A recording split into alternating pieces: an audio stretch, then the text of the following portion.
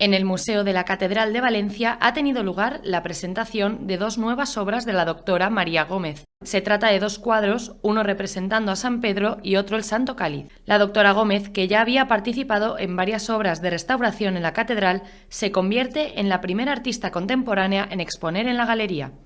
Yo he restaurado muchas obras donde está el Santo Cáliz y siempre ha estado representado en obras pues, del 19 hacia atrás y una visión moderna, distinta, pero todo eso empieza muy levemente en la mente, ¿no? Y a medida que van pasando los meses y vas dándole vueltas al objeto sagrado, terminé con más de 50, 60 obras pictóricas. San Pedro, no existe iconografía de San Pedro con la copa.